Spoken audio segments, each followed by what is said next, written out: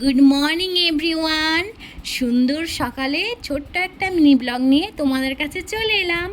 তো তোমরা সবাই কেমন আছো? আশা করি তোমরা সবাই খুব ভালো আছো, আমিও খুব ভালো আছি।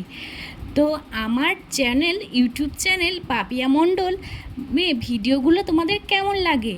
ভালো লাগলে অবশ্যই লাইক কমেন্ট করো কিন্তু, আর চ্যানেলটাকে সাবস্ক্রাইব করে দিও। তো দেখো আমাদের গাছে পেয়ারাগুলো তোমাদেরকে একবার শেয়ার করলাম।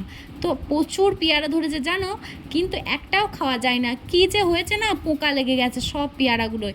যখনই কাটছি তখনই পোকা বেরোচ্ছে। তো আমি ঠাকুর ঘরটা মুছে টুটে নিয়ে চুলটা একটু ভালো করে বেঁধে নিলাম। গরমে চুল খুলে থাকতেই আমি পারি না জানো।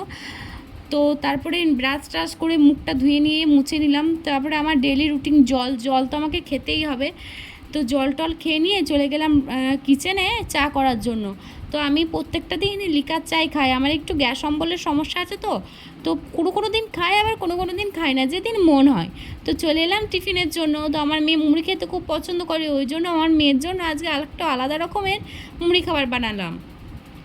এটা খেতেও খুবই পছন্দ করে। তো আমার বাবাই দেখো মাছ তারপরে বাজার টাজার করে দিয়ে গেল। তো আমি মাছটা ভালো করে ধুয়ে রুমে রেখে দিলাম। তো রেখে দেওয়ার পরে চলে গেলাম ছাদে। এই কদিন যা রোদ গরম পড়েছে না, বেশিক্ষণ ছাদে জামা কাপড় রাখলে কালারগুলো সব ডিসকালার হয়ে যায়। ওই জন্য সব হালকা হালকা শুকালে আমি ছাদ থেকে সব তুলে নিই। তারপরে স্নান টান সেরে নিয়ে আমিও একটু খেয়ে নিলাম। তো আমার মেয়েকেও একটু খাইয়ে দিলাম। তো চলে গেলাম এবার রান্না করতে। তো স্নান টান সারার পর নিজেকে একটু টাইম দিয়েছিলাম যে চুল টুল আঁচড়ে নিজেকে একটু রিল্যাক্সের জন্য। তারপরে চলে গিয়েছি রান্নাঘরে। তো রান্না করে আজকে অনেক কিছুই রান্না হবে, করলা ভাজা, শাক, ডাল, মাছের ঝোল।